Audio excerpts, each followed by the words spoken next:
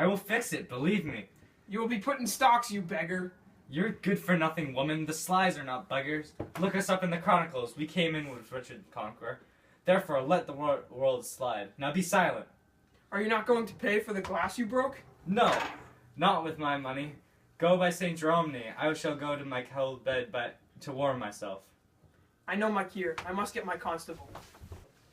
The constable? I will answer only but the constable by law. I won't move an inch, boy. I shall welcome him.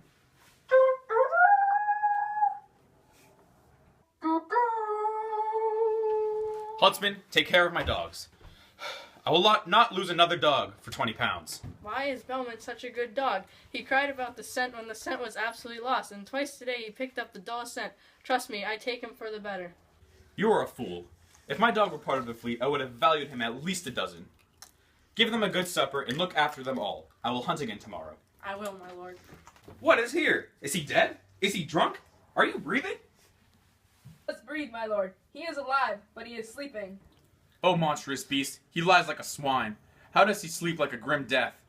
Men, I will play a joke on this drunk man. What do you think if we moved him to a bed? Put him into good-looking clothes. We will also feed him a delicious plate of food by his bed. Attendants will be with him when he wakes up. Do you think the beggar will forget his true self? Believe me, lord, I think you have no other choice. It would seem strange when he wakes. Even as a good dream, or a stupid interest, take him up, and do the prank well. Carry him to my best bedroom, fill it with my best pictures. Wash his distinguished head with warm, clean water. Burn sweet wood and make the house smell nice. Get some music ready for when he wakes up, and have the music be heavenly. If he has a request, be ready to serve. Serve him immediately, and after he makes the request, remember to bow. Ask him what he desires. Bring him a beautiful silver vase of rose water and flowers. One of you will hold the ewer color, and the other will hold a small towel, and ask him if he would like to wash his hands. Somebody should be ready with an expensive suit, and ask him what clothes he wants to wear.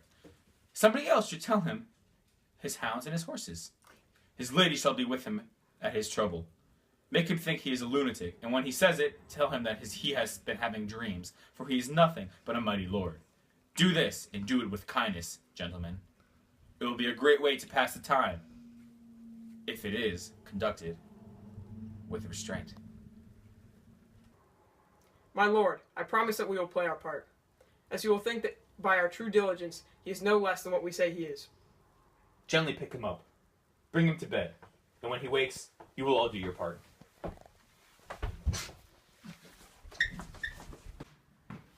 If it pleases you, the players offer their service to you. Welcome here, sirs. We thank you. Do you intend to stay here tonight? We would like to, if you would accept our respect. Oh, yes, of course. I remember you. You once played the farmer's eldest son. It was that time when you wooed the woman so well.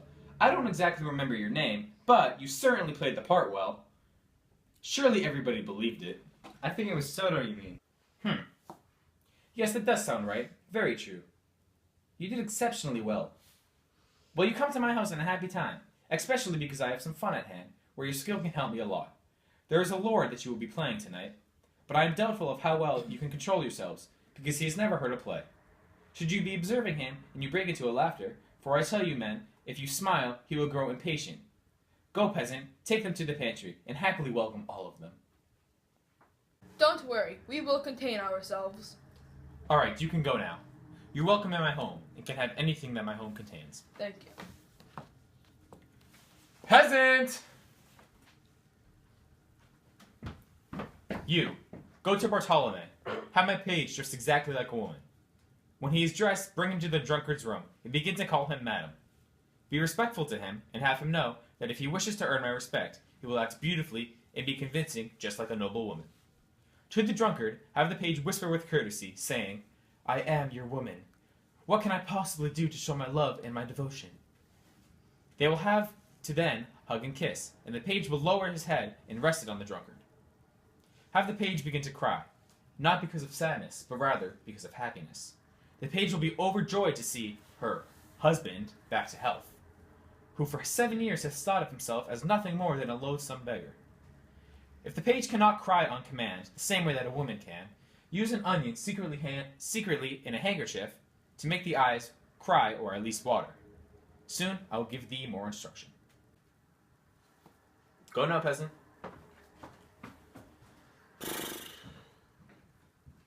I know the boy must take on the grace, the voice, the gait, and the action of a gentleman. I can't wait to hear him call that drunkard husband. And now my men will laugh, ha ha ha, when they show respect to the simple peasant.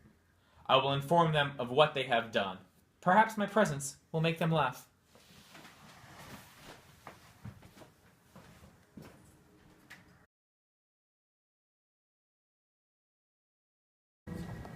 This scene contains the lord, the serving man, the first, second, and third huntsman, first and second players, Sly, and the hostess.